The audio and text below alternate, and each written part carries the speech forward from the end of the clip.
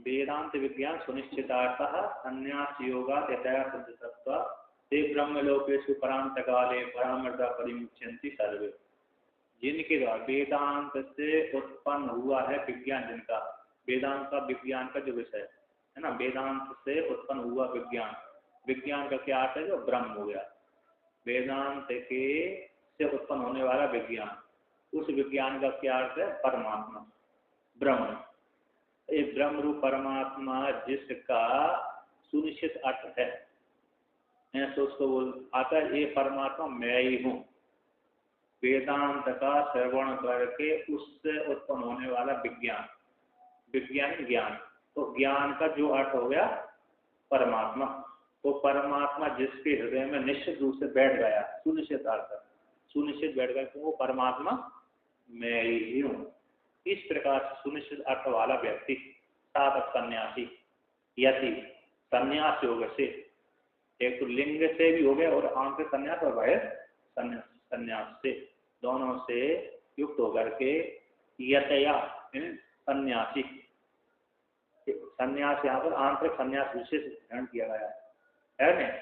तो आंतरिक संन्यास के योग से यदि सन्यासी शुद्ध सत्वा, जिसका अंतकरण शुद्ध हो गए, ऐसे व्यक्ति वे जो व्यक्ति हैं ब्रह्मलोक, ब्रह्म लोक, ब्रह्मलोक, उस ब्रह्मलोक में प्रांत काले यहीं पर रहते रहते उनको ज्ञान हो गया, तो उनका यही प्रांत काल हो गया।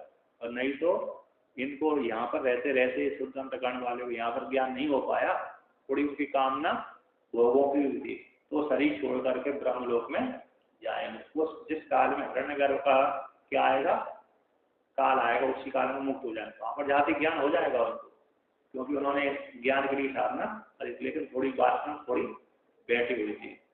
तो वे सारे क्या हो जाते हैं परांत काले, जब महाप्रलय की प्राप्ति हो जाने पर यहीं पर उनका महाप्रलय हो जाता, कब हो जाता है? जिनको ब्रह्म ज्ञान हो गया है ना, दृढ़ अपरोक्ष ज्ञान यहीं पर रहते रहते होगा। दोनों प्रकार से जिनको यहीं पर रहते रहते ज्ञान होगा, उनका महाप्रलय यही हो गया, फिर उनको जाना आना नहीं होता। तो ब्रह्म एवं लोक थी ब्रह्मलोक, यहाँ पर विशेष करके यही ब्रह्मलोक है कि नहीं? यहाँ पर क्या कर दिया, एक ही लोक है, तो क्या तो ब्रह्मलोक, और जो उपासकों की दृष्टि से बहुत का प्रयोग, बहुवचन का प्रयोग कर दिया। और उस श्लोक में जाएंगे, उस श्लोक में जब प्रांत काल हिरण्यगर्भ का काल आ जाएगा, उस काल में सारे मुक्त हो जाएंगे कि परामृत परम अमृत स्वरूप होकर के सारे परिमुच्यन से मुक्त हो जाते हैं, एकीभूत हो जाते हैं, परमात्मा में लीन हो जाते हैं। महाप्रलय में वैसे भी जीव भी लीन हो जाते हैं, जीव भी, लेकिन उनको संस्कार शेष बना रहता है, यानी अविद्या में लीन हो गए, अविद्या में संस्कार बना हुआ है। अगला फिर महाप्रलय के पश्चात दूसरी सृष्टि आरंभ हुई, उसी काल में वो अंतकरण अलग बन जाता है, उसी अंतकरण को संस्कार डाल देते हैं, तो पुनः सृष्टि हो जाती है, और उसी प्रकार से स्वभाव वाला होकर के भोग होने लगता है। यद्यपि ब्रह्म ही भोगता है यद्यपि ब्रह्म ही भोगता है, लेकिन संस्कार को लेकर के बोल दिया जाता है। चलो ब्रह्म भी नहीं भोगता तो उसका यद्यपि उसी का ही पृथ्वी में बनता है, पृथ्वी में भी भोगता है, आवास होता है, पंचदशी के अनुसार ही आवास है, वो भी मिथ्या है, लेकिन वो उसी का ही पृथ्वी में भोगता है, परमात्मा का ही पृथ्वी में भोगता है। हाँ, मिथ्या होने की वजह से, लेकिन वो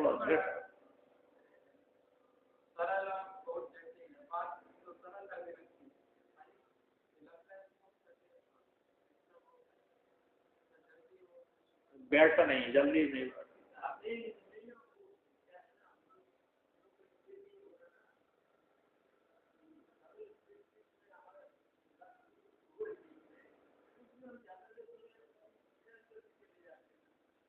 जगत की बात में थोड़ी ज्यादा है, जगत की बात में थोड़ी ज्यादा सी हो, बार बार तो देखिए इसको लेकर कहते हैं किंचा वेदांत जनते विज्ञानम तस्य अर्थः परमात्मा विज्ञेयो सो अर्थात सुनिश्चितो येषां ते वेदांत विज्ञान सुनिश्चिता था। कहते किंच और भी वेदांत से जनित वेदांत से उत्पन्न जो विज्ञान, वेदांत के द्वारा उत्पन्न होने वाला जो विज्ञान है ना, ऐसा जो विज्ञान है उसको बोलते हैं वेदांत विज्ञान। वेदांत से उत्पन्न हो, जनित बोलते हैं जनि का बदलाव, तो वेदांत से वेदांत के द्वारा उत्पन्न होने वाला जो विज्ञान उसको बोलते हैं वेदांत विज्ञान। उससे वेदांत विज्ञान का तस्य उस वेदांत के विज्ञान का जो अर्थ है यानी विषय यानी परमात्मा, अर्थ कौन है पर परमात्मा, परमात्मा को ने जानने योग्य, परमात्मा आत्मा से भिन्न वो नहीं है, अभिन्न, ऐसा जो परमात्मा वो जानने योग्य विषय है, ऐसा शुभ अर्थ है वेदांत विज्ञान वाला जो अर्थ है, वेदांत के विज्ञान वाला जो अर्थ है परमात्मा है सुनिश्चिता, निश्चित हो। परमात्मा से अभिन्न आत्मा है, अगर परमात्मा से जीव आत्मा है, भिन्न नहीं है, ऐसा जो परमात्मा है विज्ञ अर्थ है वो सुनिश्चित हो गया, जिनका दृढ़ विश्वास हो गया है, सुनिश्चित है कि ये परमात्मा ही जीवात्मा, जीवात्मा ही परमात्मा, जीवात्मा परमात्मा भेद नहीं है। हाँ दृढ़ निश्चय मैं वही हूँ, मेरे से परमात्मा भिन्न नहीं है, परमात्मा से मैं भिन्न नहीं हूँ, मैं ही परमात्मा हूँ। ब्रह्म सत्यम जगन मिथ्या जीवो ब्रह्म न परा, ब्रह्म ही सत्य जगत मिथ्या जीव ही ब्रह्म को दूसरा ब्रह्म नहीं है। इस प्रकार से दृढ़ बोध हो गया, दृढ़ निश्चय हो गया, ऐसा जिनका, ऐसा न जिनका ते उसको कहते हैं वेदांत विज्ञान निश्चित अर्थ वाले व्यक्ति साधक। इस समाज के द्वारा एक एक शब्द का समाज करके विग्रह करके वर्णन कर दिया है कि नहीं, समाज के द्वारा विशेष करके अर्थ निकलता है। किसी समाज व्याकरण में सबसे ज्यादा कठिन है तो समास ही है, समाज से विग्रह करने में थोड़ा मुश्किल पड़ती है, अन्य तो सरल है, समाज के अनुसार थोड़ा कठिन है, उसको विग्रह करना पड़ती है, अलग अलग करना पड़ती है। तो जहाँ पर समाज थोड़ा ही गड़बड़ हो गया अर्थ चेंज हो, अर्थ में परिवर्तन जाएगा। तत्व को अवरी गिरी को अव्य कर दिया, अन्य कर दिया, एक शेष समास कर दिया, अन्य कर दिया, तो मुश्किल हो जाती है समास में थोड़ा। तो इसलिए व्याकरण में सबसे कठिन कौन है, समास ही है। तो कहते हैं ऐसे ये सुनिश्चित अर्थ वाले जो संन्यास वे यानी मैं परमात्मा ही हूँ, ऐसा सुनिश्चित अर्थ जिनके हृदय में बैठ गया है, ऐसे वे संन्यास योगात है। तो संन्यास योगात मतलब सर्व कर्म परित्याग लक्षण योगात है, संपूर्ण कर्मों के परित्याग लक्षण रूप योग से, योग निजुर योग संबंध से, यानी सारे विषयों का संबंध त्याग दिया उन्होंने, केवल ब्रह्मनिष्ठा स्वरूप का योगात है। ब्रह्म निष्ठा, ब्रह्मणि निद्रा स्थिति थी, ब्रह्म निष्ठा होती है, जैसे गोपिकाओं की है, कल पढ़ा था। तो कहते हैं गोपिका क्या बोलती है, तन मनस्का तदालापा तद विचेष्टा तदात्मिका तदगुणान एव गायन्ति न आत्मगाराणि सस्मरो। ये भागवत का श्लोक है। कहते तद मनस्का, तन मनस्का तद मनस्का, तद को मन को, माँ को लेकर के दकार को क्या हो गया, उस सूत्र से सूत्र से नकार हो गया, तो तन मनस्का तद मन वाली हो गई, यानी कृष्ण मन वाली हो गई। तन मनस्का तदालापा, कृष्ण के विषय में आलाप है, लप व्यक्ता है बाकी आलाप कर देते, तन मनस्का तदालाप, तद विशेषता। कृष्ण भगवान ने जन्म से लेकर के उस काल तक कितनी भी जो चेष्टा करी, चोरी करी, परेशान किया, तो जो किया तो गाय चरा दी, नाटक किया, वो उसी की चेष्टा करती थी, तद विशेषता।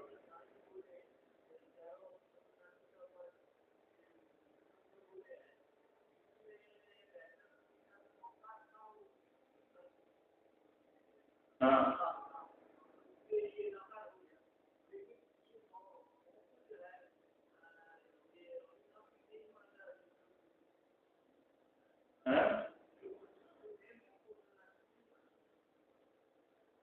उपनिषद में। विकल्प किया, विकल्प है ना, विकल्प है। हाँ तो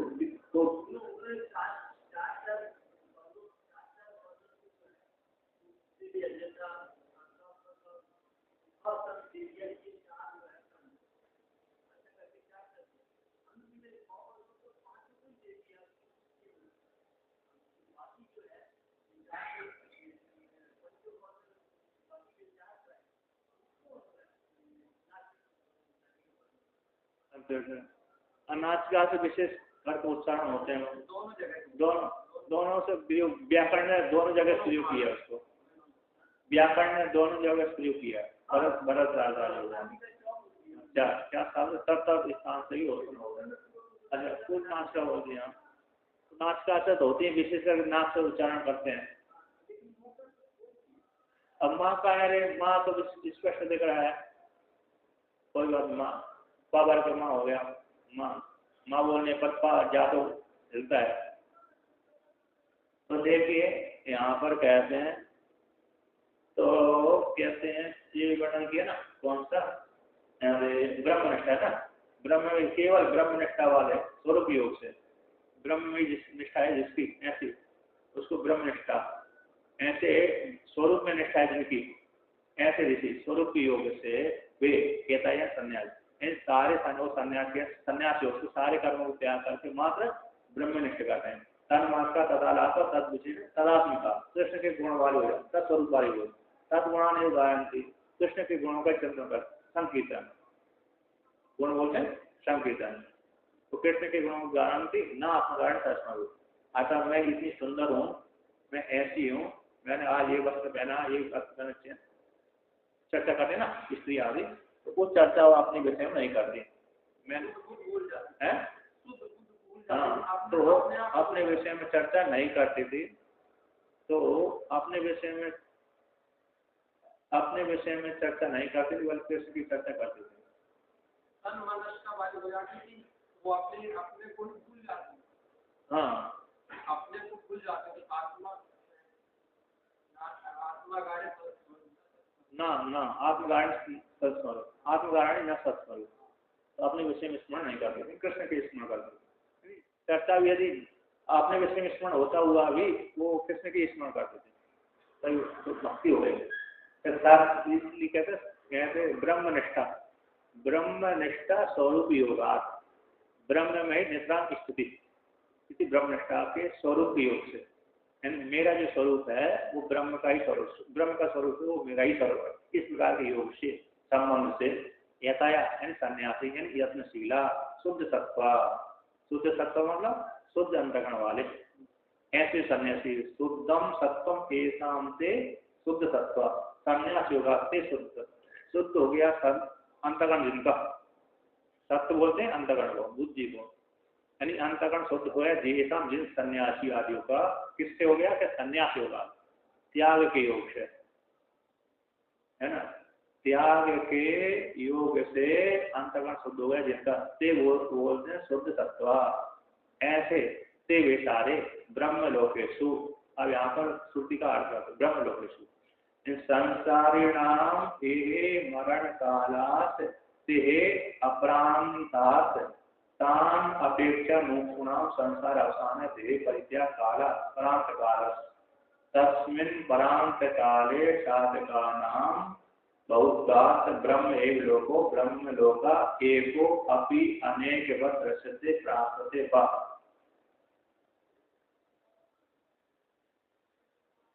तो यहाँ पर कहते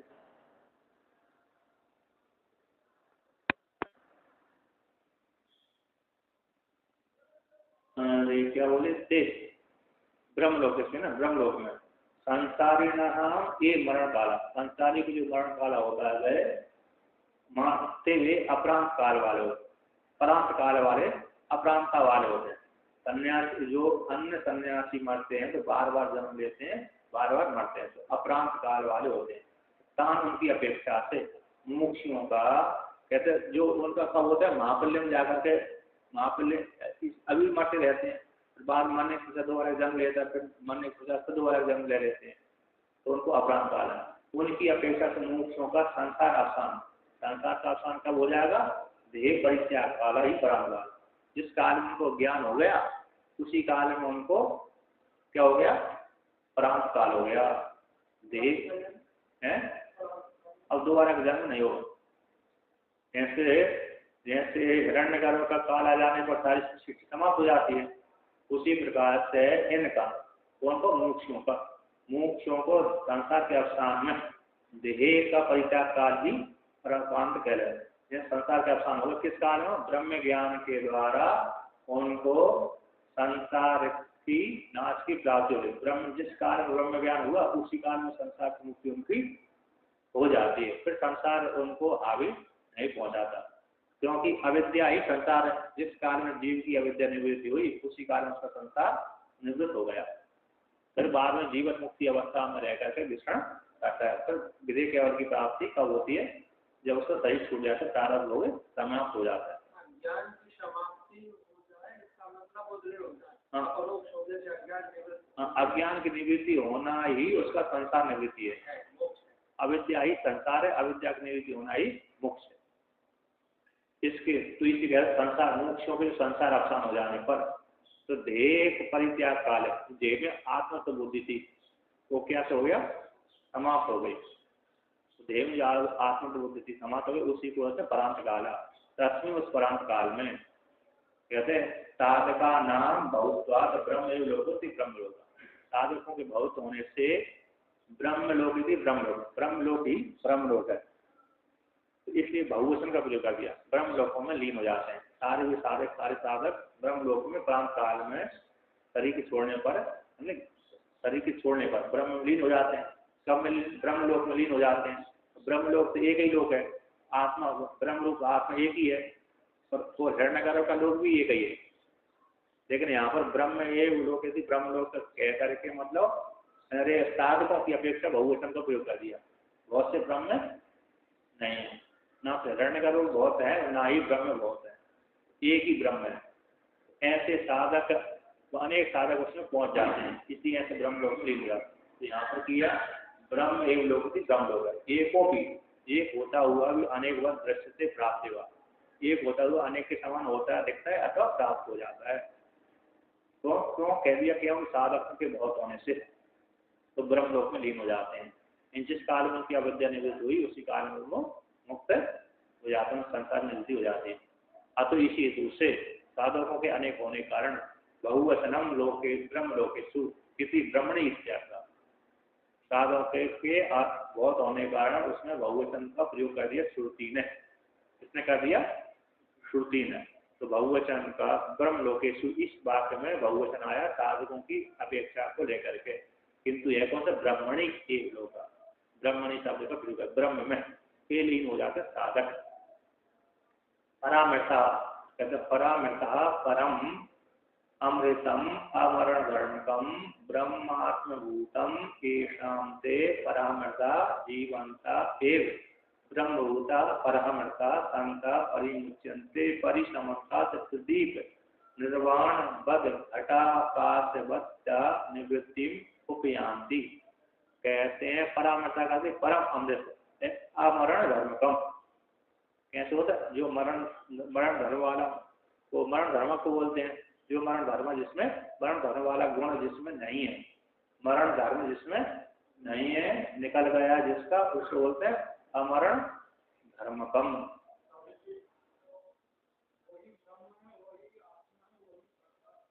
पर्यायवाची है। जैसे आत्मा व्यक्ति अपने हृदय को आत्मा बोल देता है, परमात्मा को व्यापक बोल देता है। तो परमात्मा व्यापक परमात्मा और हृदय के भीतर बैठी आत्मा एक ही है। उपाधि को लेकर के आत्मा और ये नाम है। जैसे एक देवदत्त के कई नाम होते ना, एक व्यक्ति के कई नाम होते हैं, ऐसे उपाधि को लेकर के नाम हो जाते हैं। जैसे एक राजा का नाम दूसरा था, किंतु इंद्र के ऊपर वाहन बैठ करके गया, युद्ध किया था उसने, तो कपत वाहन नाम उसका हो गया। क्या हो गया? राजा तो अकेला था, एक ही नाम था उसका, लेकिन उसने युद्ध किया और युद्ध करने के पश्चात इंद्र के ऊपर वाहन बैठ करके इंद्र को वाहन बना करके युद्ध किया था, इसलिए उसका नाम हो गया ककुद वाहन, इन बैल के ऊपर बैठ करके युद्ध करने वाला राजा।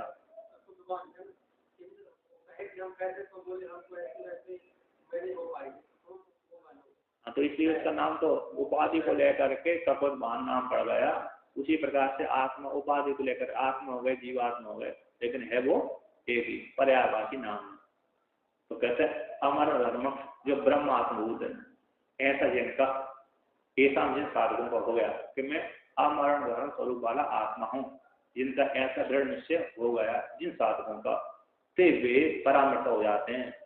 जीवित रहती है, यहाँ पर कहते हैं जीवन अवस्था, जीवन मुक्ति अवस्था को भोगते हुए जीविता एक ब्रह्मभूता, जीवित रहते हुए ब्रह्मभूत हो जाते हैं, परम अमृत स्वरूप हो जाते हैं, संता होती परिमुच्यंते मुक्त हो जाते हैं। जिस काल में उनको ये दृढ़ निश्चय हो गया कि मैं ब्रह्म ही हूँ, जीवात्मा नहीं हूँ, कर्ता भोक्ता नहीं हूँ, ऐसा दृढ़ विश्वास होते ही उसी काल में वो मुक्त अनुभूति हो जाता है। हाँ, विश्वास ही है, विश्वास से थोड़ा आगे बढ़ जाता है, अनुभूति विश्वास के बाद अनुभूति हो जाएगी। अनुभूति होते फिर आपको फिर संशय नहीं होगा, क्योंकि अभी आपको विश्वास तो है, कभी विश्वास डमाडोल हो जाता है। तो विश्वास से डमाडोल हो गया तो वहां पर आपको संशय बने कि इसमें क्या सोच सकता हूँ, इससे बड़ा है कि नहीं। कष्ट आने पर हो जाता है, कब होता है? कष्ट आने पर भी व्यक्ति उसी काल में, जैसे मित्र की परीक्षा कब होती है? कष्ट आने पर, है कि नहीं। उसी प्रकार जब कष्ट आएगा तब मालूम पड़ेगा कि जीव है या तो ब्रह्म है। कष्ट आने पर ही विश्लेष नहीं होता, सिद्ध होता है, उत्तर को विज्ञान कहता है दृढ़। तो कहते हैं परामर्ता होता हुआ संता, संतन होते हुए परिमुच्यंती, यानी असमता को परिसमन, चारों सारी काम उसकी समाप्त हो जाए, मुक्त हो जाते, परिसमता से मुक्त हो जाते, पूर्ण संपूर्ण रूप से मुक्त हो जाते हैं। यह उदाहरण दिया जाता है प्रदीप निर्माण वक्त, जैसे प्रदीप में तेल वर्तिका जो थी, प्रदीप इन प्रकार से होता है, फिर भी दीपक के भीतर जो तेल था, वर्तिका थी, तो तेल वर्तिका जब तेल समाप्त हो गया तो तेल से समाप्त होती वर्तिका भी जल करके बुझ जाती है, तो प्रदीप जैसे निर्वाण को प्राप्त हो जाता है। उसी प्रकार से जो उसकी वासना समाप्त हुई, मैं जीवात्मा कर्ता भोक्ता हूँ, समाप्त हो गई कि जीवात्मा नहीं हो, कर्ता भोक्ता नहीं हो, वासना सारी समाप्त हो, उसी कारण को हो जाता है, मुक्त हो जाता है। दूसरा उदाहरण दिया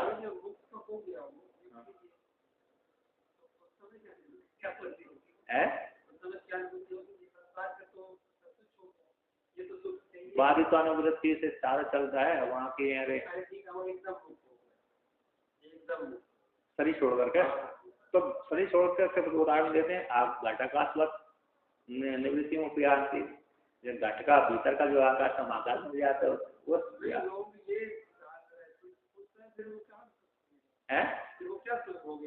तो नहीं भोगता ना, इसलिए तो वैष्णव लोग डर जाते हैं। वैष्णव लोग कहते हैं अरे हमको मुक्त नहीं होना है, यदि हम मुक्त हो गए तो हमारी सत्ता समाप्त हो जाएगी। चलो वैष्णव की नहीं बोलती, यहाँ पर वैष्णव तो ठीक नहीं है, उपासक है। मांडू कारिका में स्पष्ट है, योगी लोग बिभ्यति, योगिनो यस्माद बिभ्यति अभयात भय दर्शिना, ये कारिका है। योगी लोग जो सगुण ब्रह्म की उपासना करने वाले जो योगी हैं वो अभय रूप परमात्मा से ब्रह्म से डर जाते हैं, इसी हेतु से डरने के कारण वो ब्रह्म की उपासना नहीं करते। योगिनो विभ्यति यस्मात् अभय भय दर्शन, अभय में भी अभय रूप परमात्मा में भी भय देखते हैं। वो कहते हैं कि यदि हम इस परमात्मा की उपासना करेंगे तो हमारा ही सत्ता समाप्त हो जाएगी, जैसे नदियों की सत्ता समाप्त हो जाती समुद्र में जाकर के, स्वतंत्र सत्ता नहीं होती। कहते हैं व्यापक ब्रह्म हूँ, व्यापक समुद्र गाँव, तो स्वतंत्र सत्ता न रहने के कारण वो डर जाते हैं। ठीक है ना, तो हाँ तो इसी है तो एक किताब में बोल रहे हैं, तो वही तो बोल रहे हैं कि जब उसकी सत्ता खत्म हो गई तो व्यापक हो गए, उसका ये फायदा है बस अकेला, आपको दो बार समझाई तो आप नहीं होगी। मतलब क्या हो गया, मेरी स्वतंत्र सत्ता नहीं ब्रह्म सत्ता वाला हो गया, ब्रह्म सत्ता बनकर के सबका शासक हो गया मैं। अरे ब्रह्म सत्ता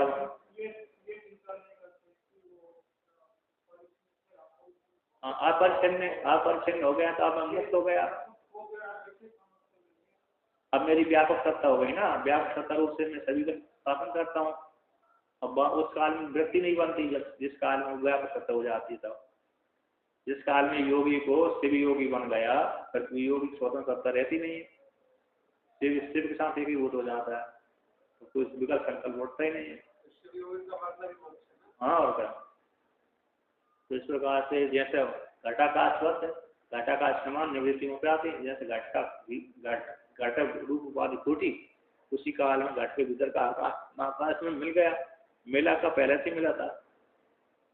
ये भी मतलब है ना कि वो एक जो भी सुख व्यक्ति कहता है, जो भी सुख बड़ा सा बड़ा संसार का जो भी सुख है, वो सुख तो लव है उसका, क्योंकि उसकी वजह से ये सुख का हो सकता है। सुसुप्ति में ही आपको मान सुख की प्राप्त हो जाती, कोई निश्चिंत नहीं रहती, समस्या नहीं रहती, लेकिन वो सब जानकारी नहीं रहती, लेकिन उसको व्यक्ति निश्चिंत रूप से सोता है। अब इसके पश्चात बाहर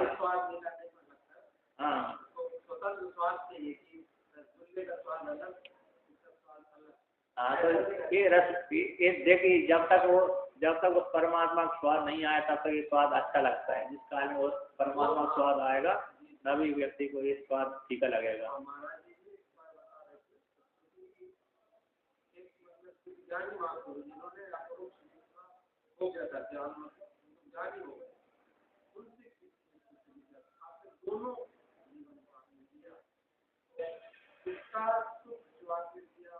योग सूत्र में आता ना, वो तो योग सूत्र की कहानी है, जैकी सभ्य को ज्ञान हो गया, ज्ञान हो जाने के जैकी सभ्य नाम के ऋषि को ज्ञान हो गया, योग सूत्र में कथा आती थी। जैकी सभ्य को ज्ञान हो गया, ज्ञान होने के पश्चात दूसरे पास उनके जैकी सभ्य के पास दूसरे ऋषि आ रहे हैं। उन्होंने कहा तो हमने 100 जन्मों की अनुभूति कर ली, 1000 जन्मों को पीछे देख लिया आपने, और ज्ञान हो गया, आपने करने के द्वारा आपको ज्ञान हो गया। जैकी सभ्य ऋषि को जैकी सभ्य युग से भी हो के रहा है कि आपको ज्ञान हो, आपने 1000 वर्षों के पूर्व 1000 पीछे आपने 1000 जन्म लिए थे, कितने तक आपने देख लिए। अब बताओ 1000 जन्मों में आपको क्या सुख प्राप्त हुआ, क्या अनुभूति हुई। सारे दुखम सर्वम दुखम बोल दिया, सुख तो मेरे को प्राप्त हुआ नहीं, सारा दुख ही दुख प्राप्त हुआ, सुख तो ये हुआ है ज्ञान होने के बाद। ऐसा वहां पर जैकी सब ऋषि ने दूसरे ऋषि को आ 1000 जन्मों का अनुभव कर लिया था उन्होंने।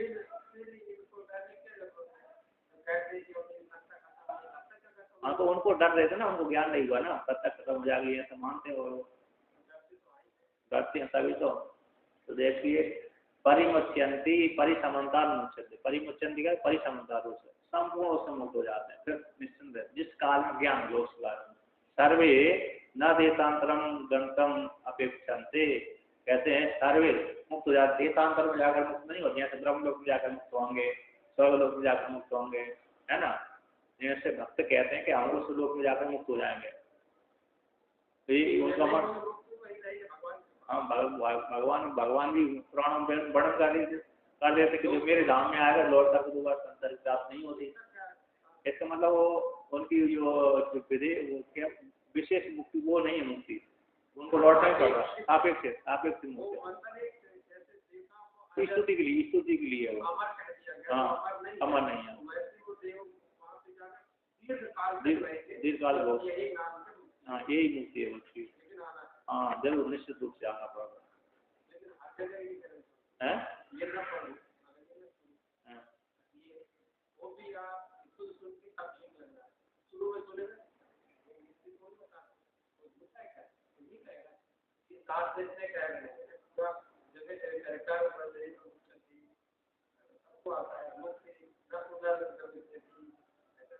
हाँ पुराना माता है, लेकिन वो सापेक्ष मुक्ति है, सापेक्ष मुक्ति है, दोबारा प्रकट करके आना पड़ती है विष्णु तो सापेक्ष स्तुति हो गई ना, वो स्तुति है वो। तो उसकी प्रशंसा है, नहीं प्रशंसा नहीं करेंगे तो नहीं आएगा ना, कि स्वर्ग की प्रशंसा नहीं करे तो व्यक्ति स्वर्ग के लिए कर्म नहीं करेगा। अरे जिहादियों को भी है ना, जन्नत नहीं मिलेगी तो थोड़ी मारेंगे वो, जन्नत तो लोग देते ना पहले, तो तभी स्वर्ग का जो पिल्लोवन देते हैं कर्म, तो इसलिए पिल्लोवन देने से वो प्रवृत्त होता है। पिल्लोवन नहीं दिया जाता है, यानी व्यक्ति यहाँ पर शास्त्र का उद्देश्य मतलब है कि जिस प्रकार से व्यक्ति स्वर्ग के लिए कर्म करेगा तो उसको मन एकाग्र हो जाएगा, फिर बाद में उसको इच्छा हो जाएगी कर्म करते करते कहीं मैं क्यों कर रहा हूँ, क्योंकि शास्त्र जैसे ही पढ़ेगा कर्म करेगा, कर्म करते करते वैराग्य हो जाता है। इस उद्देश्य से उसको वहाँ पर वैराग्य दिलाने के लिए स्वर्ग रूप की प्रशंसा कर दी। फिर बाद में भाई जाकर फिर निंदा भी कर दी। बैकवर्ड भी इसी प्रकार का है कि आप देखो बैकवर्ड की प्राप्ति के लिए कितनी बैकवर्ड सामान तो प्राप्त होगा नहीं। देखिए बैकवर्ड आपको सामान 1 रुपये 2 रुपये में प्राप्त होगा नहीं, उसके हजारों लाखों रुपए चाहिए तब प्राप्त होगा। तो लाखों रुपए के लिए कितना मेहनत करना पड़ेगी, तो बैकवर्ड जाते जाते पहले से ही बैरा हो जाता है। उस यथार्थ समझ जाएंगे।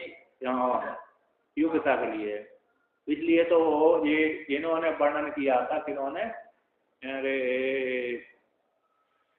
आदिगुरु शंकराचार्य हुआ था रामानुजाचार्य भगवान।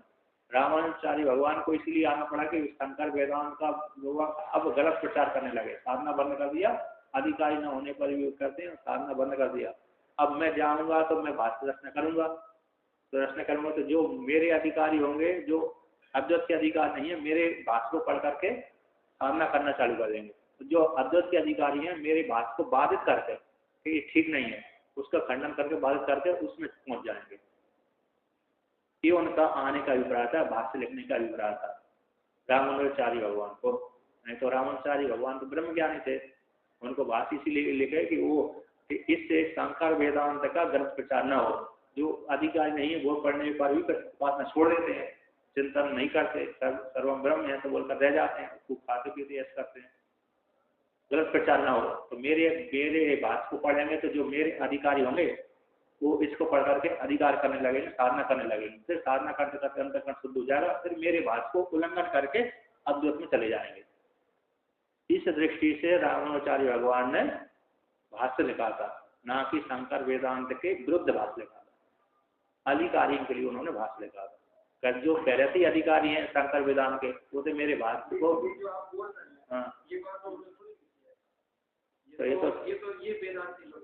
वेदांत में नहीं, इन्होंने बोला था। किन्होंने?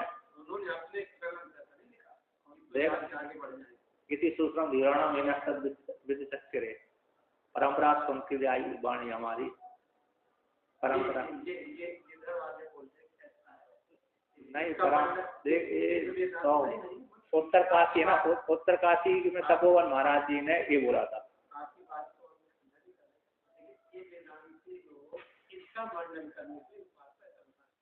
चलिए तो वहीं पर आपने ग्रंथ में कैसे निंदा करेंगे? वो अपने ग्रंथ में स्वयं की निंदा थोड़ी करेंगे। जिस राम जी की रामायण में प्रशंसा करी, उसी रामायण में उसकी प्रशंसा निंदा थोड़ी करेंगे। अरे जिस रामायण में तो ऋत ज्ञान न मुक्ति यही है, और क्या ज्ञान के न मुक्ति नहीं है, तो वेद ज्ञान वाला है। ज्ञानादेव तो क्या बोल रहे? तो कहते हैं सक, अब उदाहरण देते हैं, शकुनि ही नाम इव आकाशे जलहे बारी चरस्य च पदम यथा न दृष्टेता ततः ज्ञानवताम गति। एक श्लोक भगवान भास्कर का ही है। कहते हैं शकुनि, अतः श्रुति का है, भगवान भास्कर नहीं श्रुति का, कहीं का है श्रुति श्रुति का ही है, और स्मृति भी बोल रहा है, श्रुति स्मृति बोल रहा है दोनों। तो यहाँ पर कहते हैं अरे स्मृति हो कहेंगी, कहते हो शकुनि नाम इव आकाश, जैसे शकुनि बोलते पक्षी जैसे आकाश में चलता है। तो पक्षी जब आकाश में चलता है तो उसकी कोई व्यक्ति पैर के चिन्ह की खोज करे कि पक्षी किस दिशा को गया है, उसके पैर चिन्ह कहाँ है, चिन्ह को देख करके व्यक्ति उस दिशा को चला जाता है। जैसे किसी के यदि पशु खो जाता था जंगल में, तो वह पशु के पैर के चिन्ह को देख करके उस पशु को प्राप्त कर लेता, ढूंढ लेता था कि ये पशु इधर गया है, मनुष्य इधर गया है, जानवर इधर गया है, ये जानवर इधर आया। तो पैर के चिन्हों को देकर, पद चिन्हों को देख करके उस पशु का ज्ञान हो जाता है, ये अमुक पशु के पद चिन्ह है। तो उसी प्रकार से जो कोई व्यक्ति पक्षी के चिन्ह देख करके किस दिशा को गया है, पैर के चिन्ह को देख करके वो पक्षी का अनुमान लगा ले कि इस दिशा को गया है। तो जैसे आकाश में उड़ने वाले पक्षी के चिन्ह, पैर के चिन्ह दिखते नहीं है। उसी प्रकार से जले बारी चरस्य च, तो जल यानी जल में, बारी चरस्य यानी बारी यानी जल, जल में विचरण करने वाले मछली मगर आदि का भी पैर का चिन्ह नहीं दिखता। पदम न दृश्यते, पदम ऐसा न दृश्य, जिस प्रकार से पक्षी का और जल में, आकाश में पक्षी का और जल में अरे मगर मछली आदि का पैर जिस प्रकार से नहीं देखता, उसी प्रकार से ज्ञानवताम गति, जिनको ब्रह्म ज्ञान हो गया वो जब गमन करके ब्रह्मलोक में लीन होते हैं उस काल में उनकी गति नहीं देखी जाती, आते जाते है ही नहीं है क्या नहीं, उनके पैर का चिन्ह नहीं, गति क्या, ब्रह्मलोक परमात्मा में लीन हो गया ब्रह्म ज्ञानी, तो किस लोक कहाँ से किस मार्ग से गया हुआ है, ये गति नहीं दिखती, प्राप्त जाते नहीं है। अत्रैव समय विलीयन्ते, कहते ब्रह्मलोक जाने वाले को तो अरे जो हिरण्यगर्भ का लोक ना ब्रह्मलोक है, उसमें जाएगा तो उसको चिन्ह दिख जाएंगे, क्योंकि इस विमान से बैठ करके गया, उत्तरायण मार्ग से, उत्तरायण मार्ग से दक्षिण मार्ग से गया है। किंतु इसकी गति ज्ञान वालों की, जिनको अप्रोक्ष साक्षात्कार हो गया उनको ये गति, मतलब उनका ज्ञान नहीं होता कि इस लोक से गए हैं, इस मार्ग से गए हैं, उनको मार्ग ही नहीं है उनका, है कि नहीं, उनकी गति होती नहीं।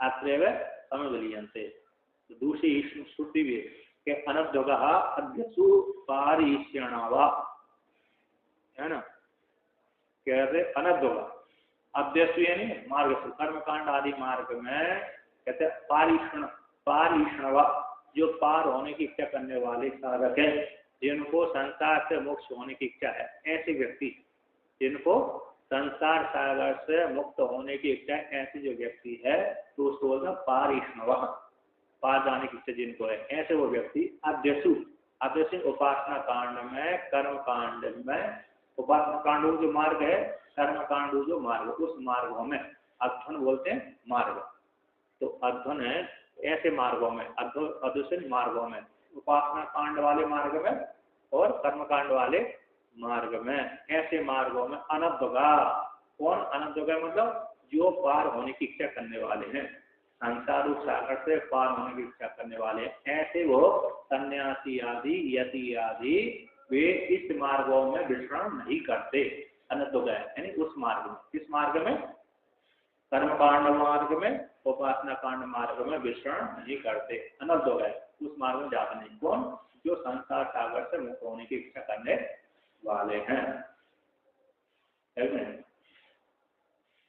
इसी को टीकाकार में कहते हैं संसार अधुना, संसार जो मार्ग को, संसार जो मार्ग को में, संसार मार्ग से, संसार अधुना, ठीक है, संसार मार्ग से पार जाने की इच्छा, पार जाने के लिए सम्यक रूप से आप आयु नहीं चाहती, सम्यक रूप से पार जाने की इच्छा करने वाले, समाप्ति काम, जिनकी कामना समाप्त हो गई, ऐसे व्यक्ति ही अनद्वगा भवन्ति, अर्थात कर्मकांड, उपासना कांड, किसी कामना के लिए कर्मकांड नहीं करते। संन्यास ले लिया, संन्यास लेने के पश्चात फिर कर्मकांड आदि वो नहीं करते, जिनसे बहुत से कर देते हैं, जिनकी कामना है वो भी कर्मकांड करा देते हैं, कर लेते हैं, स्वयं भी उपासना कर लेते हैं, मेरे को प्राप्त हो जाए, मुझे कोई प्राप्त हो जाए, किंतु जो पार जाने की इच्छा करने वाले हुए, चाहे वो सन्यासी हो चाहे गहरा जीवन वाला हो, फिर कर्म नहीं करता।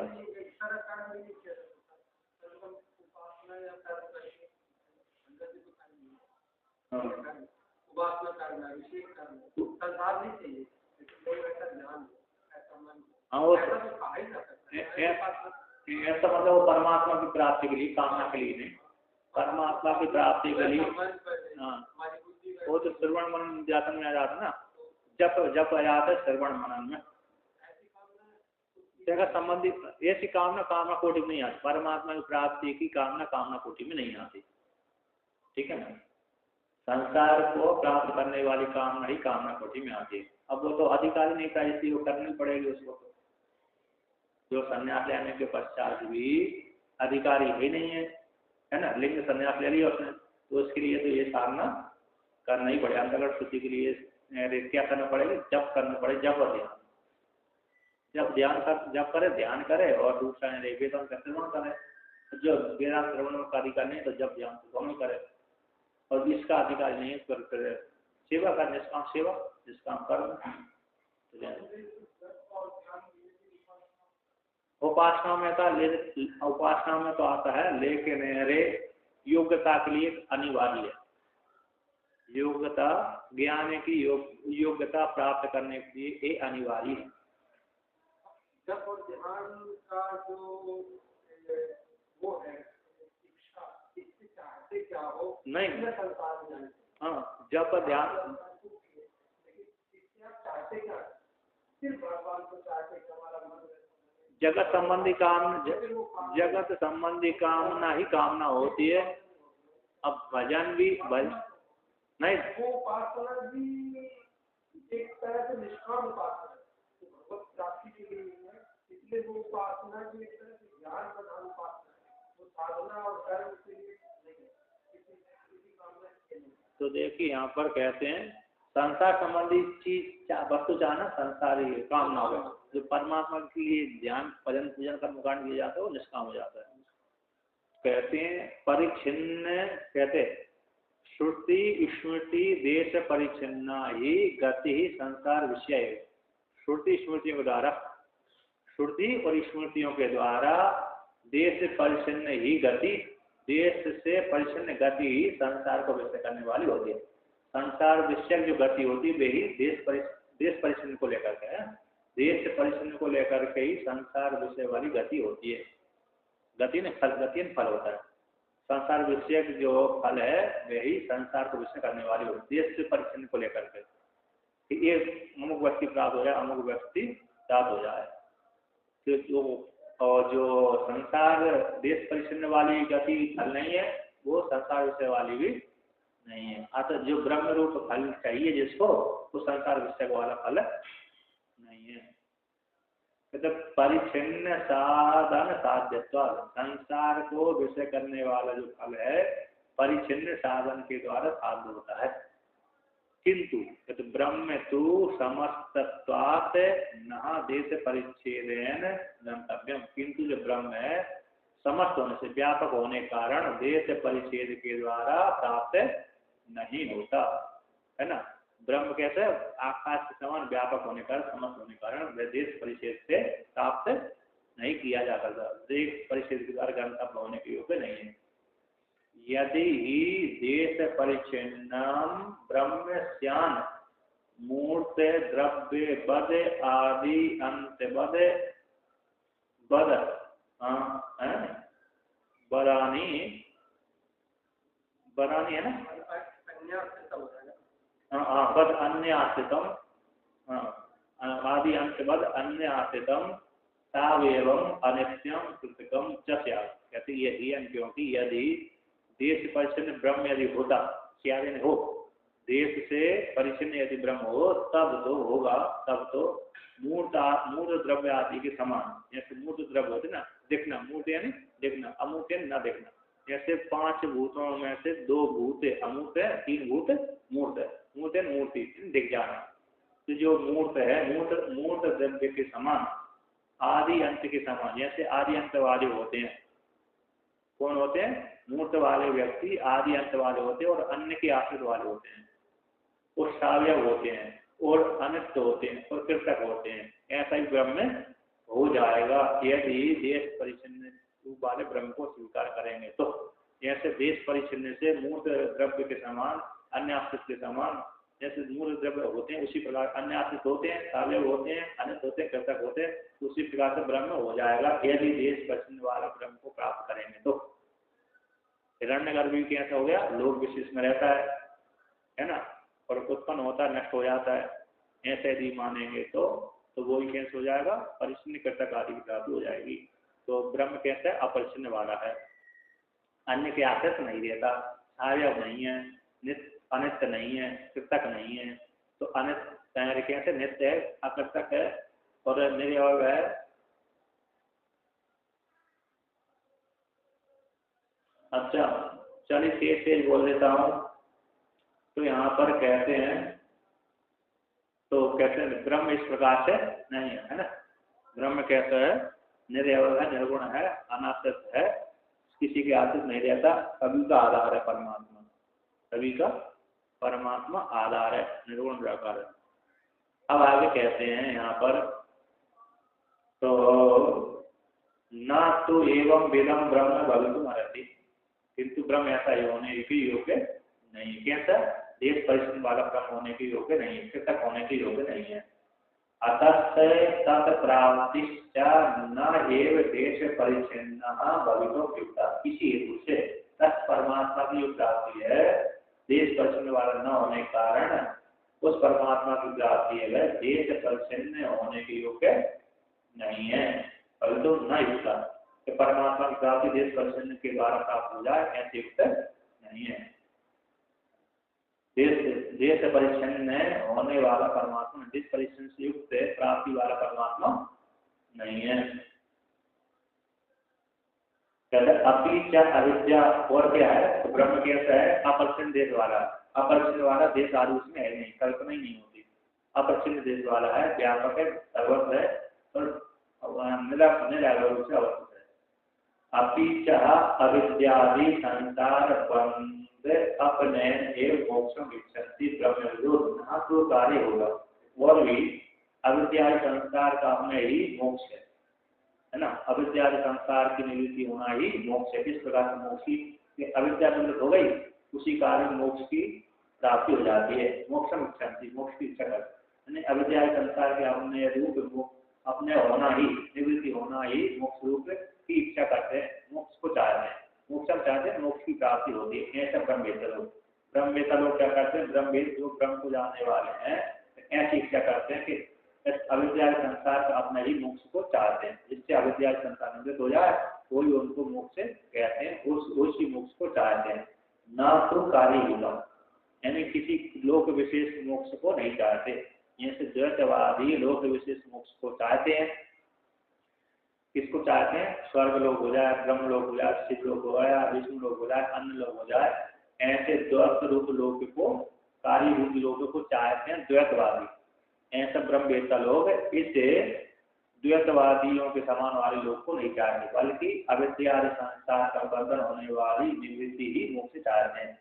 अविद्या को लेकर संसार होता, अविद्या नहीं है तो संसार भी नहीं है। अविद्या की निवृत्ति ही, अविद्या की निवृत्ति ही, अविद्या रूप संसार की निवृत्ति ही मोक्ष रूप मोक्ष चाह रहे हैं कि अविद्या की निवृत्ति, अविद्या रूप संसार निवृत्ति किस प्रकार हो जाए? ब्रह्म ज्ञान के द्वारा। तो ब्रह्म ज्ञान के द्वारा जिस काल में अविद्या की निवृत्ति हो गई उसी काल में संसार से वो मुक्त हो जाते हैं। उसी काल में उसी मोक्ष की पर ब्रह्म परमात्मा रूप मोक्ष की प्राप्ति उनको हो जाती है। इसी मोक्ष को जाते किसी हिरण्यगर्भ लोक, विष्णु लोक, शिवलोक आदि कार्य लोक की लोक रूप मोक्ष की इच्छा नहीं करते।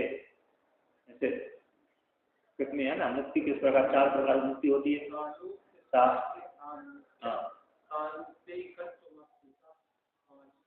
पांच है तो सालों के सामीप्य, सारूप्य और सायुज्य, इस 4 प्रकार की मुक्ति है। भक्ति वालों ने 5 भी वर्णन कर दिए।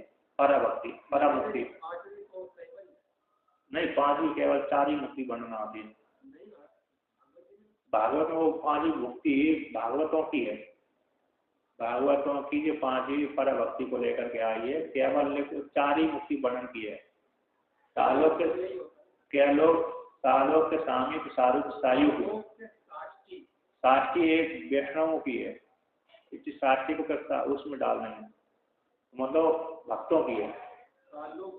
सालों, देखो सालों के सामीप, सारूप, सायुज्य, ये 4 मुक्ति होती हैं। 5 ही मुक्ति भक्तों की है, वो साष्टी है ना, साष्टी भक्तों के लेकर के।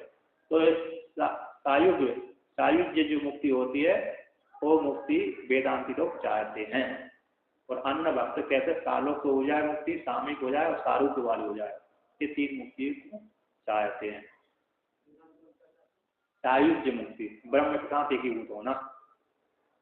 घटाकाश को महाकाश में लीन हो जाना जो मुक्ति होती है, उसी मुक्ति को वेदांती चाहते हैं। अन्य तो उपासक लोग सालों के चाहते हैं, सामयिक चाहते हैं और सारूप चाहते हैं। उपासक